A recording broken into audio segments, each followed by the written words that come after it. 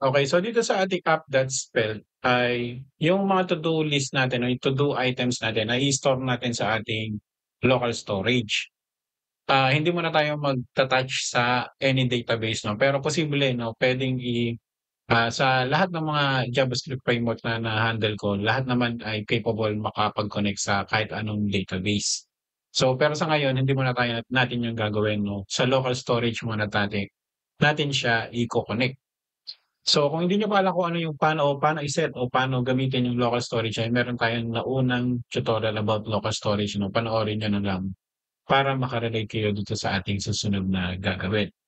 Okay, so dito sa app.svelte natin ay magde-declare muna tayo ng script na ang kanyang, language ay TS or TypeScript. Tapos, tatawagin natin yung onMount.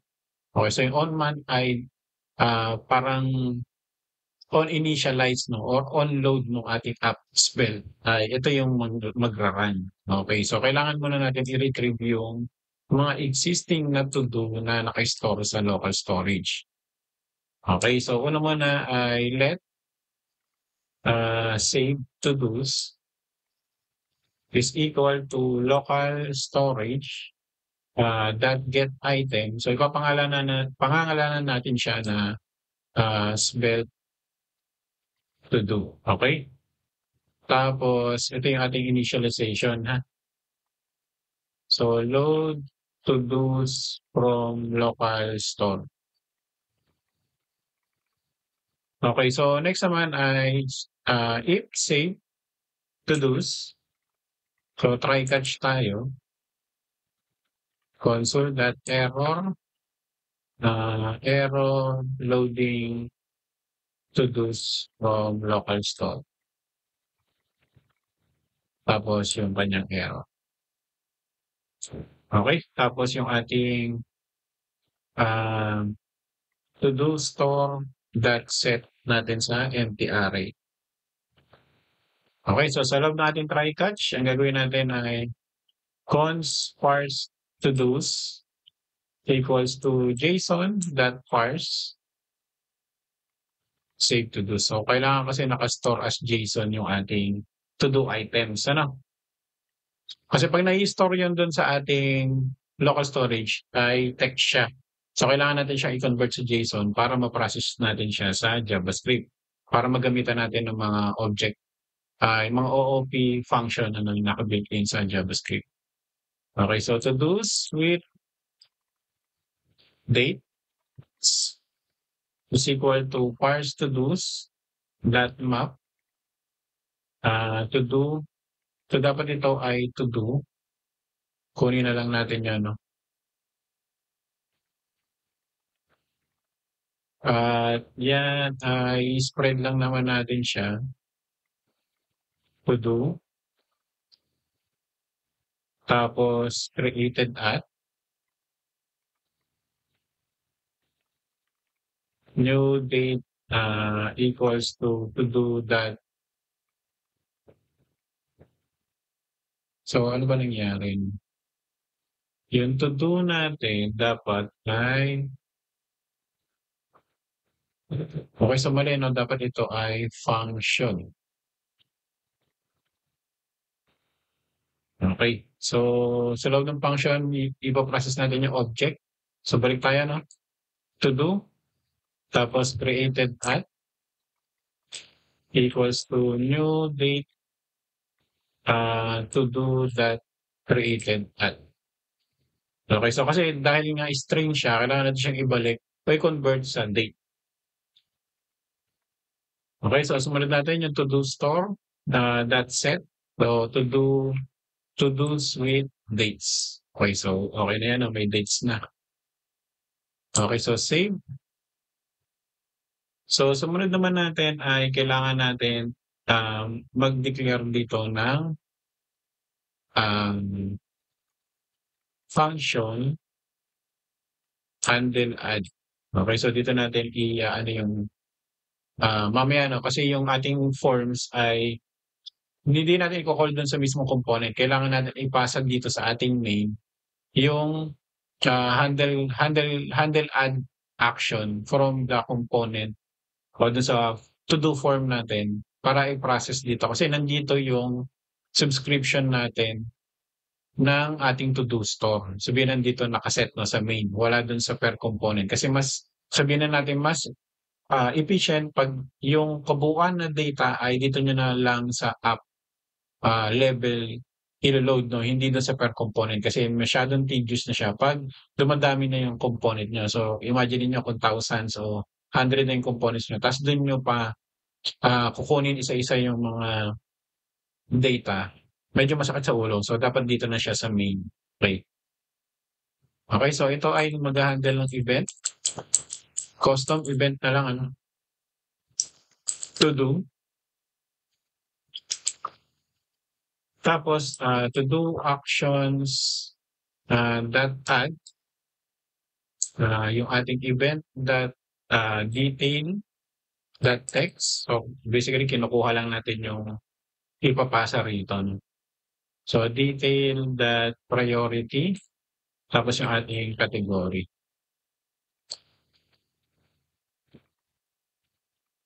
Okay, so dyan na muna yan ha. Kasi di pa natin ginagawa yung to-do form na component. Okay, so sa tingin ko dapat magkakaroon lang tayo dito muna ng ano 'no. Kasi, ang nangyayari minsan 'pag masyadong delay o masyadong nauuna yung inyong application, masyadong mabilis at wala siyang makitang local storage ay i-update niyo na yun as empty. So para ma-prevent yun maglalagay lang tayo rito na parang pang-flag lang ano. So let is initialize is equal to false. So dito, magkakaroon lang tayo ng to-do store.subscribe. So bago tayo mag-subscribe as value, check muna natin is initialized. So ibig sabihin, pag natapos na siya ng mount at nakuha niya na yung mga local storage data natin, which is yung ating to-do item, saka lang natin siya isa-set, isa-subscribe dito sa ating to-do store, no? Para ma-prevent na baka mamaya local storage data ay i-update niya yun as empty string. So ito yung way para ma-prevent yun. So set item, so yung ating ID as spell, to-do, ay equals to JSON that stringify tapos yung ating value. Okay, so yung ano lang yan parang fallback lang kung sakaling talagang mangyari man yun. So, ang gagawin natin naman dito okay, so ayokong masyadong i-explain ng complex masyado yung to-do app, no? Kasi to-do app lang naman ito.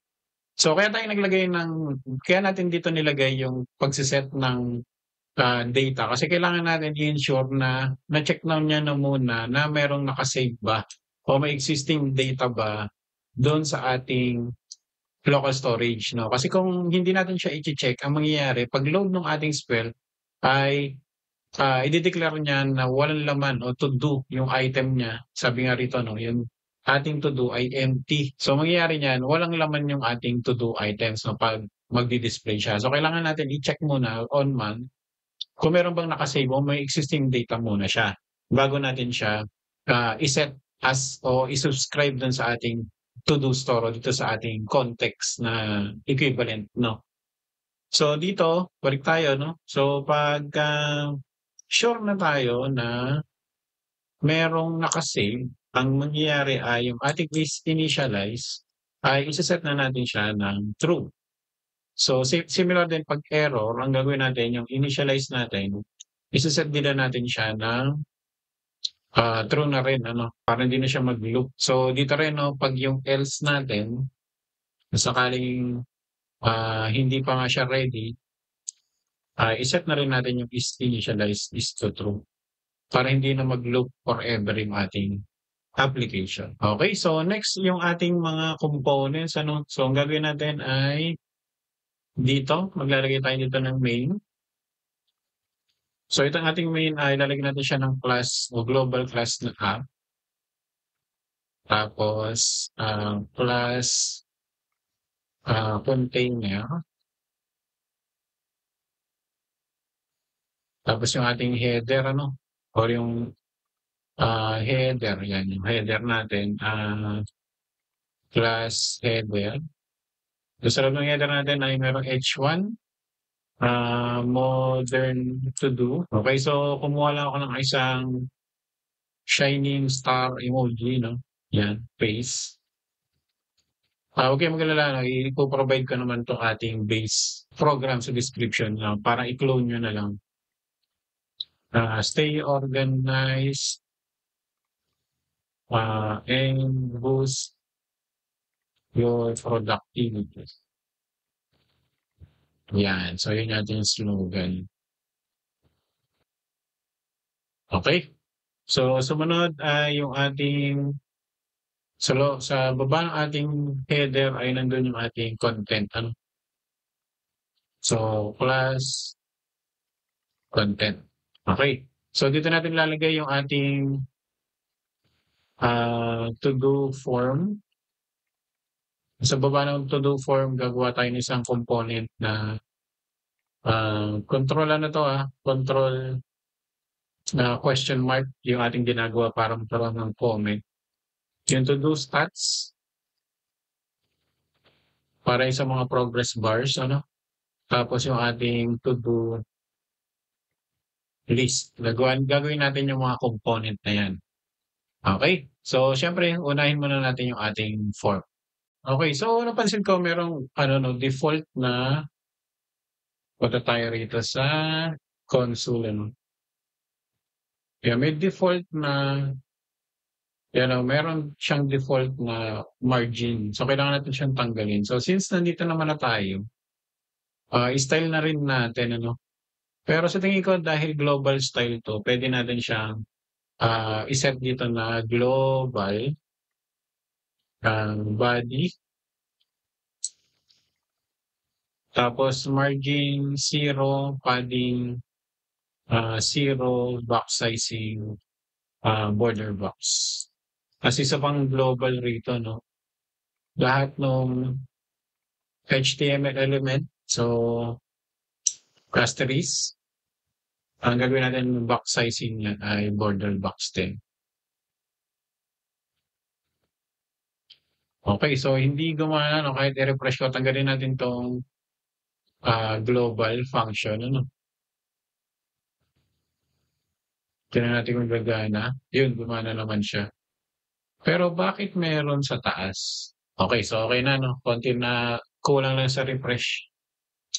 Okay, so ito yung use ng ating app.css. Lahat ng global styling, pwede natin dito i-set. Okay, so dito ay i-style na natin siya. No? Yung una muna yung ating app.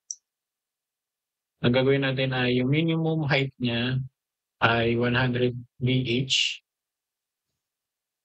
Tapos yung ating background ay maglalagay tayo ng linear gradient.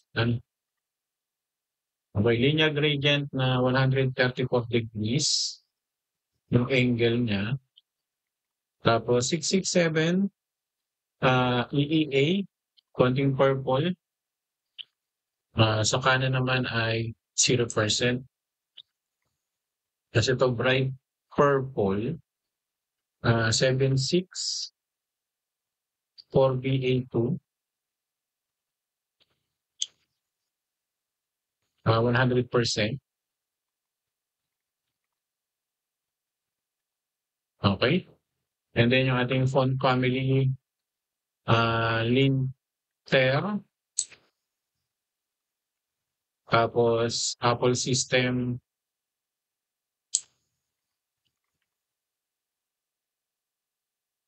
at sans serif.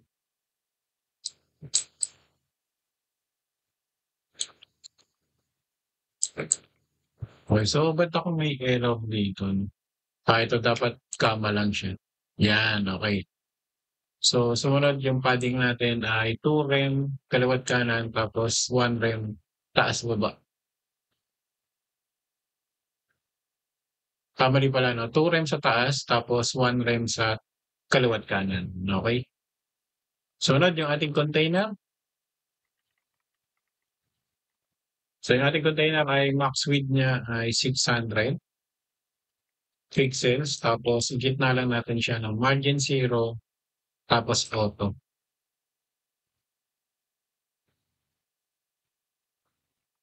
Okay? Then yung ating header, kailangan nito ay naka-text align center. Tapos yung ating margin bottom ay 3 rem. Tapos color ay puti o white. Okay, so medyo lakihan natin yung ating H1. So yung ating H1, ang font natin size ay 3 rem. Tapos font weight 600. Tapos margin natin ay 0.5 rem 0. Paikot, background, another linear gradient, 45 degrees, puti, tapos medyo gray sa kabila. I-clip na lang natin yung WebKit background clip text. Yan. Tapos yung ating WebKit text fill color, tanggalin natin yung transparent. Tapos sumunod yung ating background clip text. Yan. Okay? Okay na siya, no? Tapos yung ating header, header paragraph font size ay 1.1 rem. At yung ating opacity.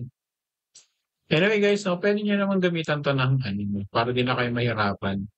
Pwede nyo gamitan siya ng Tailwind. Pero dito kasi showcase natin yung capability ni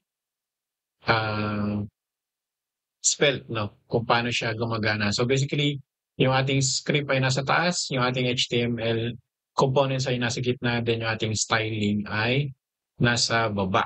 Okay? Tapos, konti na lang, no guys, content. Ating content, although wala pa, pwede natin balikan, pero lagyan na lang din natin, So, background, RGB, 255, 255, 255 plus 0.95 opacity.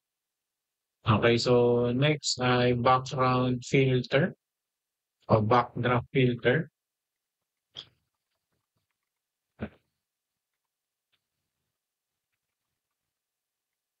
Actually, balikan na lang natin kasi di natin makikita kahit na nilalagay natin. Okay, so kailangan ito ay magkadikit.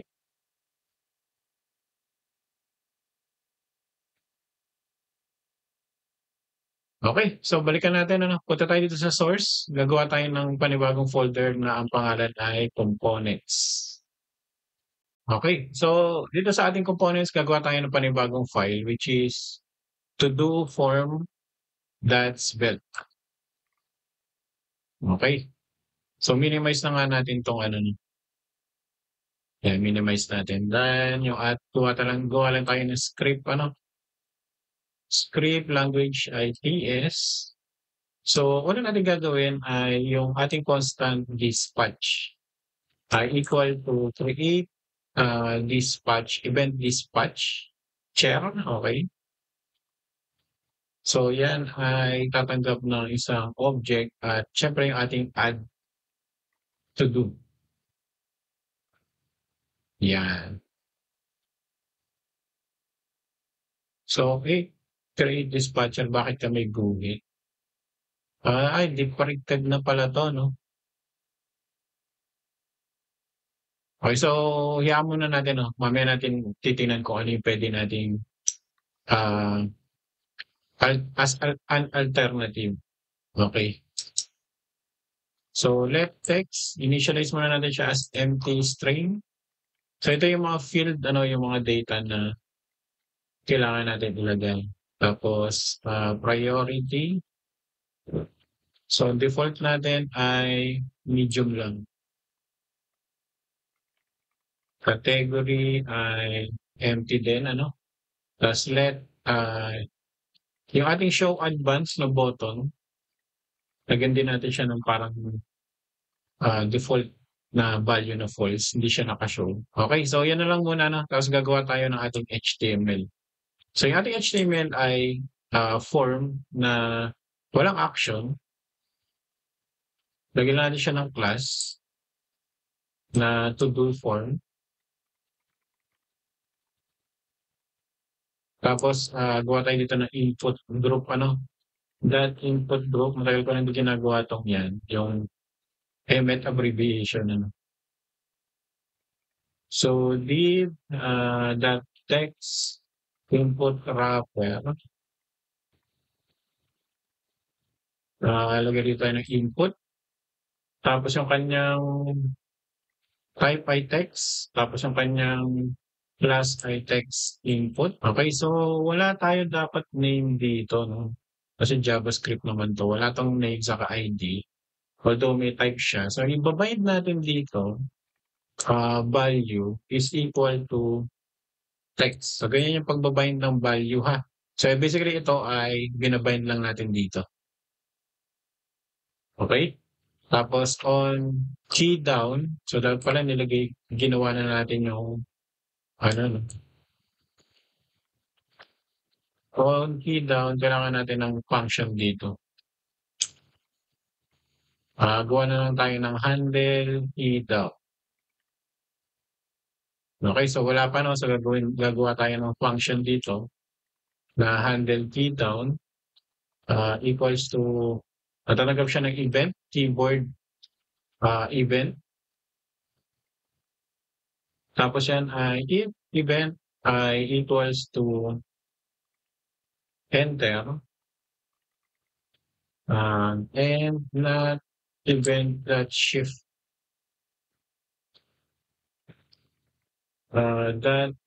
key. Ibig sabihin pag shift key yung new line, ano.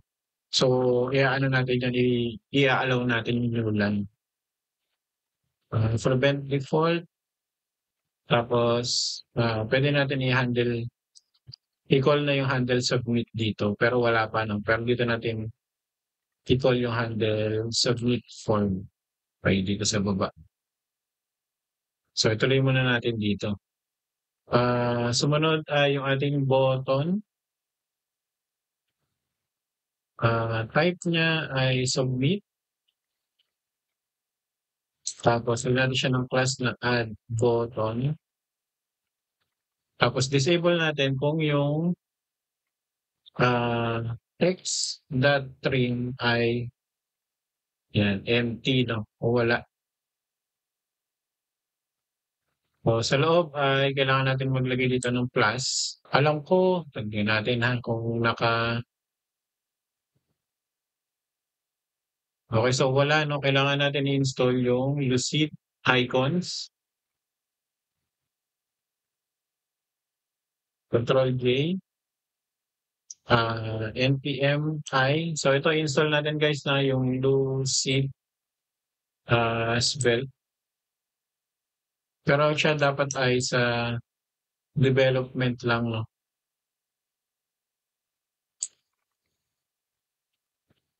Mali yung ating spelling. Okay, so bakit siya napunta doon? Yan na natin. So itong plus ay manggagaling doon.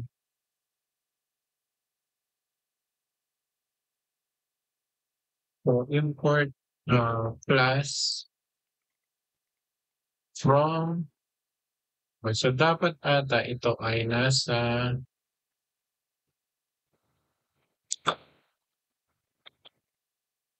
mali pala tayo, guys. So tanggalin na natin muna. Tanggalin natin yung D. Dapat siya ay yan, dependency siya. Hindi siya dapat nasa depth dependencies. Yun, so nawala na yung error. Okay. Tapos yung ating size ay ano ba magandang size? 20 na lang muna. Yun na natin kung ano yung tsura. Okay, so sa tingin ko puwede na natin siyang ilagay, dito 'no, pero meron pa tayong ilang nawawalang key items dito. Pero para lang makita natin dito sa ating app.spell ay tatawagin na natin dito yung to do form. Pero mag-e-error 'yan kasi ayan, to do form. Ayan yung on add kasi natin ay dito natin 'yan yung handle add yung kaninang sinabi ko. Kasi na-declare naman na natin so wala ng error 'yan. So yun, gano'n yung itsura niya 'no. Okey, 'yan gano'n yung ha-handle o pag-i-import ng component sa loob ng spell. So kailangan lang natin siyang tawagin. So ang kagandahan sa VS Code ano, automatic na meron siyang import 'no, 'pag, tinawag niyo rito yung component at kinilik niyo yung suggested na text ay automatic i-import niya na yun dito sa taas. Wala na kayong poproblemahin. Okey, so balik sa to do form. Siguro stylean muna natin, style. Okey, so ganito na lang guys 'no, ita-type ko yung style 'no, pero medyo ipa-fast forward ko yung video ta's papatungan ko na lang ng, music 'no, kasi para mabilis tayo. Tapos ang gagawin niyo lang din naman ay, ika-copy niyo na i-pause niyo lang yung video ta's i-copy niyo na lang yung bawat ita-type ko. So hindi na ako masyadong magsasalita kasi baka ma-bored lang din kayo. Anyways,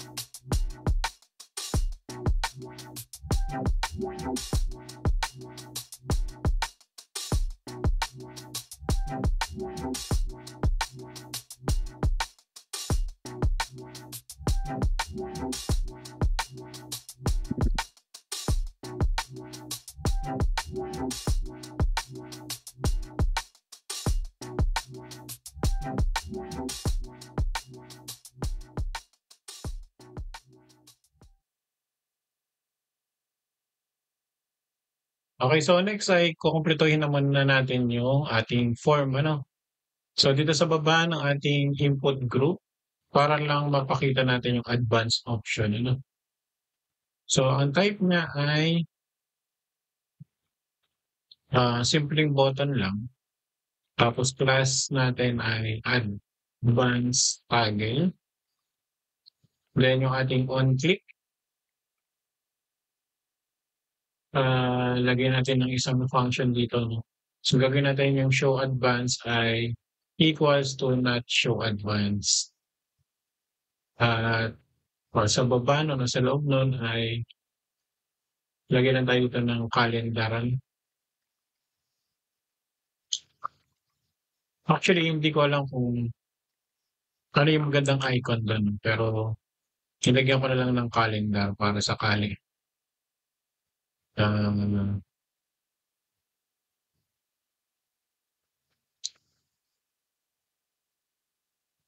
'Yan, okey. Tapos sa baba nun ay lagyan natin siya ng advance. Okey. Then sa baba ng ating form, dito na natin siya ilo-loop yung ating items ano. Dito sa baba ng ating div, dito na natin i-display yung ating If show advance, closing if tayo ha. So ganyan yung if saka closing if sa spec.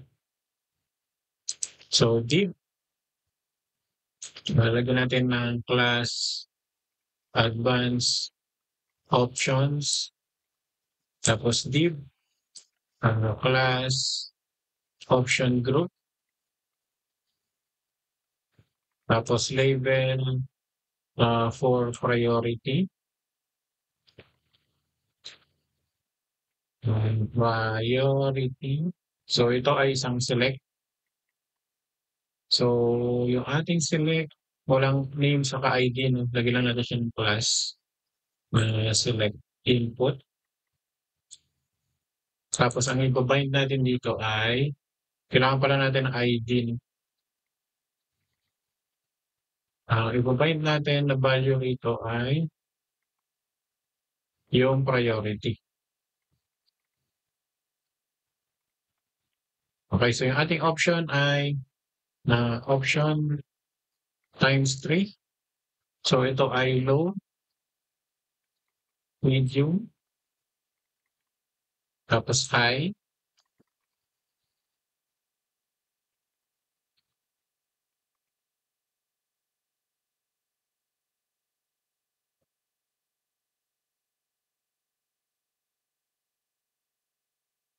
Okay, so yan na. No? Then sa baba ng ating uh, advanced option na div, dito sa option group, no? Na div, another option group. Label for category naman to.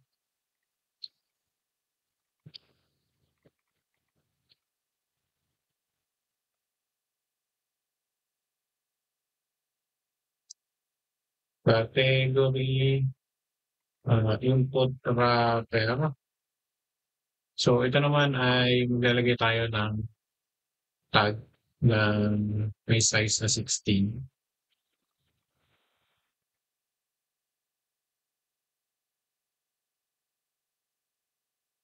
Tapos sa baba nun ay kailangan mo natin i-class. I-close pala. So ito ay category.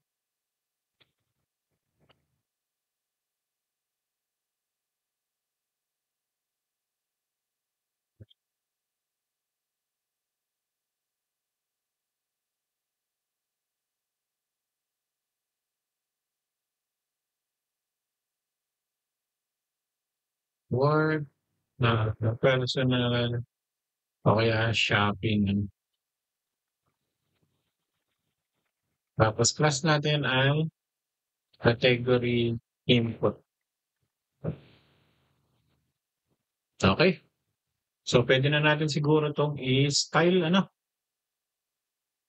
So balik tayo dito tapos babalik ko lang din yung background music.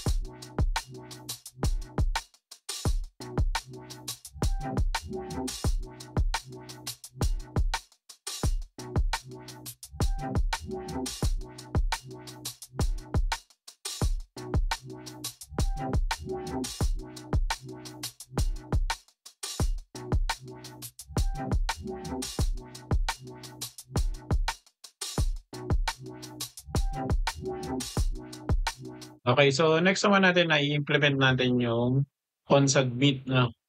So dito yung on submit. So siguro lagyan natin dito ng ampersand tapos prevent default.